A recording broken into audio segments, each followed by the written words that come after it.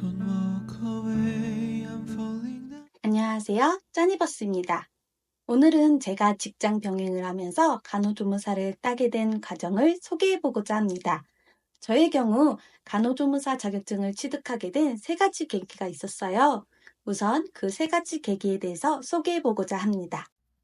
첫 번째로 저는 보험사에 근무 중인데요.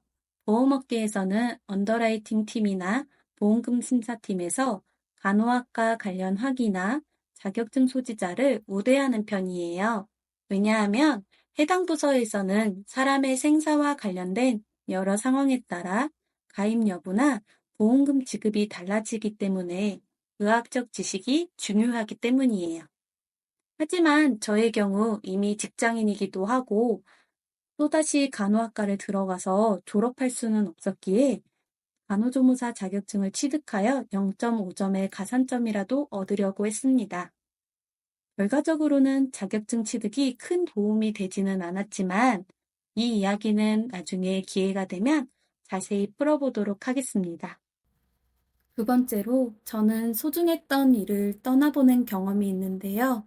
그때 의학 지식이 있었다면 좋았을 텐데 하는 아쉬움과 자책감에 무척 힘들었어요. 사실 첫 번째 이유보다 이때 느꼈던 스스로에 대한 무력감이 자격증 취득의 가장 큰 원동력이 되었어요. 소중한 일을 한 번이라도 간병해 보시거나 떠나보낸 경험이 있으신 분들이라면 공감하실 것 같아요. 실제로도 간호조무사 학원에 가보면 이런 이유로 자격증을 취득하시는 분들이 종종 계시더라고요. 세 번째로 간호조무사 자격증이 있으면 경력이 단절되어도 나이가 들어도 취업이 가능하다는 점에서 나중에 노후 대비에도 좋을 것 같았습니다. 보험회사에서는 암보험에 가입하면 암에 걸리지 않는다는 우스갯소리가 있어요. 일종의 부적 같은 거랄까요? 저는 미래에 대한 불안도가 높은 사람이라서 미리 대비하는 것을 좋아하는 편이에요. 제가 정년퇴직을 한 뒤에 어떤 모습일지 상상이 되지 않기 때문에 대비할 수 있는 자격증이 있으면 좋지라는 마음이 있었어요. 그런 이유로 세 번째 동기는 그냥 덤으로 생긴 것이라고 보시면 될 것 같습니다. 간호조무사 자격증 취득을 위한 기본 요건을 설명드리겠습니다. 일단 간호조무사는 1년 동안 780시간의 실습과 720시간의 이론 교육을 들으시면 간호조무사 필기시험을 볼 자격이 주어집니다. 합격은 과목 평균 60점만 넘으면 됩니다. 시험은 상반기와 하반기에 이루어지고 접수비는 약 3만 원 정도입니다. 780시간의 실습 중 400시간은 종합병원급 이상에서 채워야 하고 나머지 380시간은 의원급이나 요양병원에서 실습하셔도 됩니다. 저의 경우는 종합병원급에서 780시간을 다 채웠습니다. 그럼 간호조무사를 찾다 보면 많이 들어보셨을 국비 지원에 대해서 간략하게 설명해 드릴게요. 국비는 말 그대로 나라의 지원을 받아서 다니는 것입니다. 국비 종류로는 국민 내일배움 카드, 취업 성공 패키지, 재직자 훈련, 특수고용 형태 근로자 및 자영업자 훈련 지원 등이 있으니 본인 상황에 맞는 제도를 선택해서 지원을 받으시면 됩니다. 국비 지원으로 학원을 다닐 경우 개인이 부담하는 금액은 지원받는 방식에 따라 다르지만 보통 학원비 200에서 250만 원에 10에서 30%를 개인이 부담하게 됩니다. 또 별도로 구매해야 하는 교재 및 실습복을 무료로 지급해주고 실습 시 교통비나 식비를 지원해주는 국비 프로그램도 있습니다. 장점만 있을 것 같은 국비 지원인데요. 큰 힘에는 큰 책임이 따르는 것처럼 단점도 있습니다. 첫 번째, 출결 관리가 엄격합니다. 국비 지원을 받는다면 프리랜서가 아닌 이상 직장 병행이 거의 불가능하다고 할 수 있습니다. 국비 중 이론 과정 보통 오전반, 오후반으로 나눠지는데 일반적으로 오전반은 오전 9시부터 오후반은 오후 6시부터 시작합니다. 오후 5시에 끝나는 직장이 아닌 이상 일단 오후 6시에 맞춰가는 것도 벅차겠죠? 그리고 한 달에 몇 번 이상 지각 시에는 결석으로 간주되거나 환수가 발생하는데 학원생분들의 이야기를 들어보니 1분만 늦어도 지각 처리가 되더라고요. 그리고 일정 시간 이상 지각 시 바로 결석 처리됩니다. 두 번째로 나라에서 정해준 기준대로 시간을 채워야 한다는 점입니다. 예를 들어 이론 수업을 위해 학원을 다닐 때 원래 오후 10시에 끝나야 하는 수업이 밤 9시 30분에 끝난 적이 있었어요. 그때도 국비반 학원생분들은 퇴실 가능 시간까지 자습하고 사비반 학생들만 일찍 갔어요.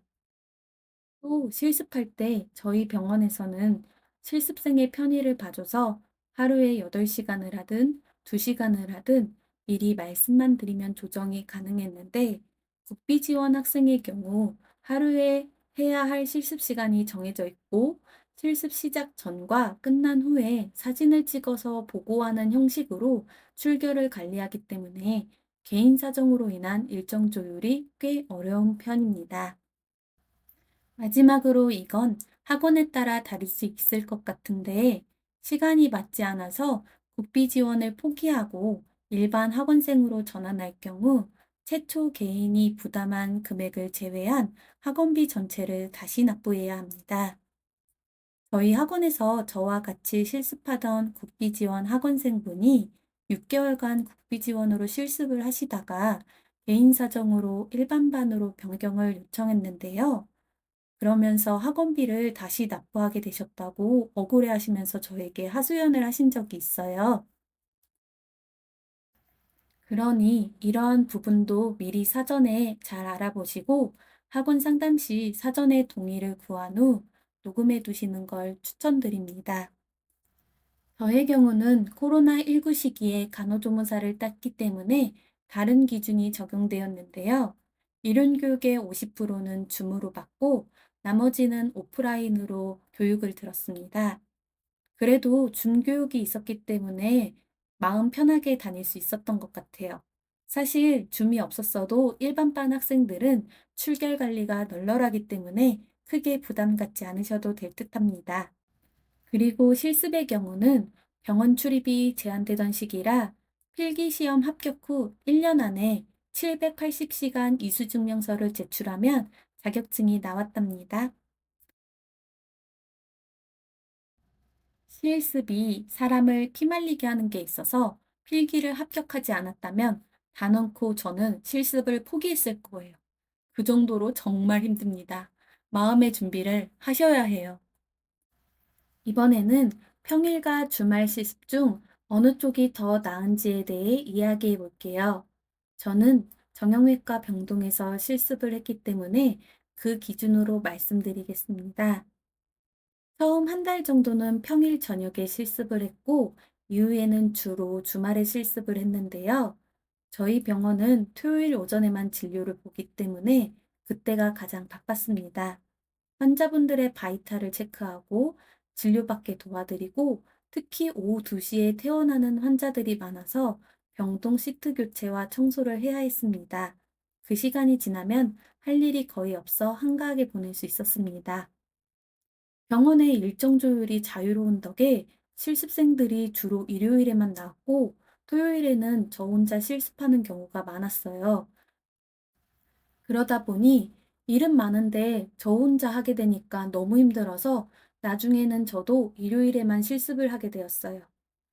일이 적다 보니까 병원에서 일부러 업무를 줘서 인계장에 줄을 긋는 쓸데없는 업무까지 하게 된 경우도 있었습니다. 반면 평일에는 워낙 바쁘고 힘드니까 실습생이 주말만큼 많지는 않았어요. 린넨실 정리와 물류 정리도 해야 했고, 영상에서 보이는 환자복도 전부 평일 실습생들이 다 개야했거든요. 대신에 주사 놓는 법이나 수술 환자 다루기 등 중요한 기술을 배울 수 있었어요. 하루 6에서 8시간씩 실습을 하기 때문에 3달 안에 끝내는 경우가 많습니다. 정리하자면 주말은 일은 없지만 배울 수 있는 것들이 적고 기간이 오래 걸립니다. 반면 평일은 배울 것은 많지만 육체적으로 힘들고 단기간에 완료할 수 있다는 차이가 있습니다. 끝으로 저의 간호조무사 필기 합격 점수를 공개하도록 하겠습니다. 학원에서 준 모의고사 문제집 한 권은 다 풀었고, 실습하면서 시간 날 때마다 유튜브 강의를 들으며 틈틈이 공부했어요. 과연 제 점수는? 두둥. 네, 제 점수는 90점입니다. 아쉽습니다. 이왕 하는 김에 100점 맞고 싶었는데요. 여러분, 시험 대비로는 무조건 윤쌤 강의 들으세요. 체계적이고 설명도 쉽고 영상 자료도 좋아요. 윤쌤 모르는 분 없게 해주세요. 지금까지 짜니버스를 봐주셔서 감사합니다. 오늘도 좋은 하루 되세요.